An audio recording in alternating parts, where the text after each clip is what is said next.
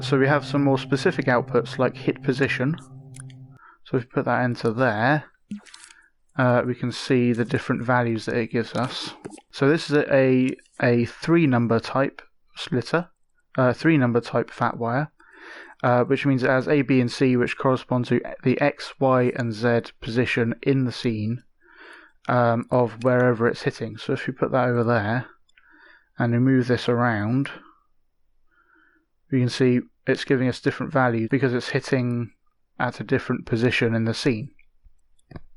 And it doesn't matter if it's on the fall off or the core, it just sends the actual value. So one way of kind of visualizing exactly what's going on there is by using an emitter to emit something at that position. So if we move where this laser scope is, it keeps emitting that ball at the position, so we can see where it's actually hitting in the scene.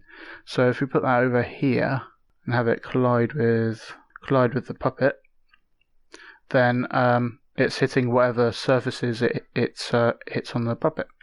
Something to note though is if it doesn't hit anything, then this output sends 0. So then if you're using this emitter method, it will emit at the center of the scene at 0, which is the center of the floor there. We also have the hit distance. The hit distance is how far from the origin point here is it actually hitting something. So I've wired that into this value slider over here. So then if it hits something, it tells us how far away it is in like scene space type of distances to where it hit from there. So if you didn't want this kind of relative 1 or percentage thing, you could get the actual distance and use that for something else. And then we have hit surface orientation. So let's put it into a splitter and find out what it is.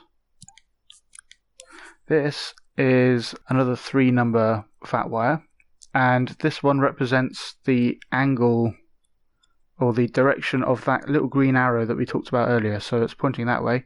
And we're only getting a value on the Y component. So if we put that over there, if we rotated the floor, then we're seeing that the Y becomes smaller because it's pointing more over there and things like that. So we can actually use that with our emitter. So if I just do that, if I make something flat, we'll be able to see what's happening better. So I'm going to do that. Get an eyeball fleck, and then link it up. We're going to use both of these to emit this now. So first let's get the hit position working. So if we just wire that into the emitter again, that'll emit at the position. So it's working just as before, where it's emitting at that position. So as it hits a taller thing, then it will emit higher up. But we want to use the orientation of this so that it matches the orientation of the surface. So let's add a combiner. So this input we're using is actually the scene space transform. So if you send it a position, it will just use that position. But if we use actually send it a transform like that, then it will use a proper transform with rotations and things like that. So let's wire that into the combiner.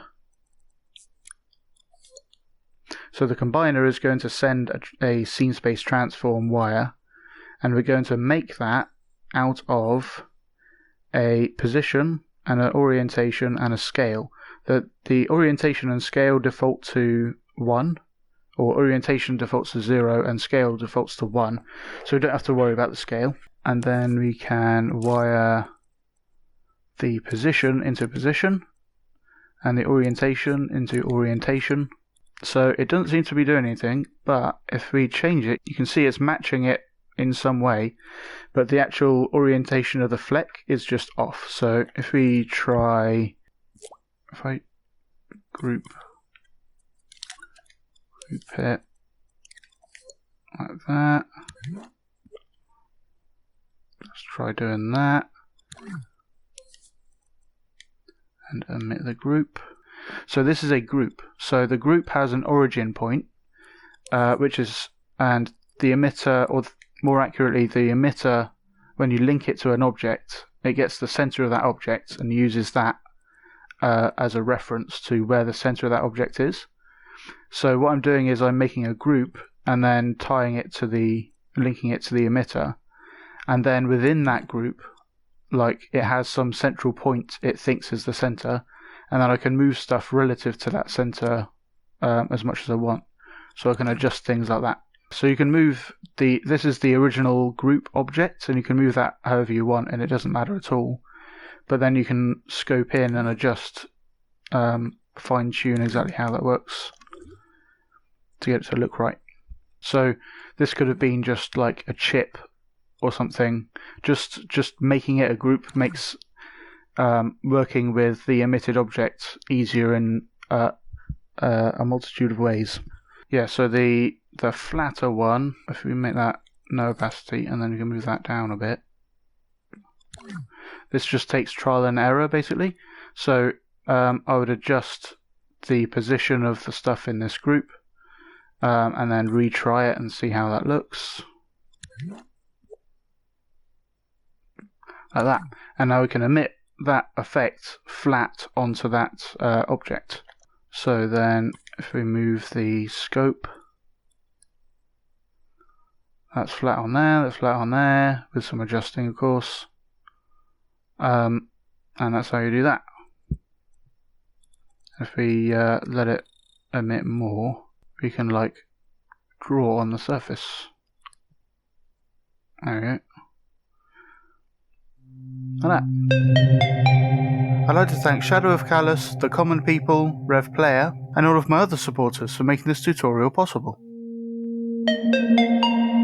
Check out TAPgiles.com to find out how you can support me in helping Dreams creators. Thanks for your consideration, and I'll see you in the next one.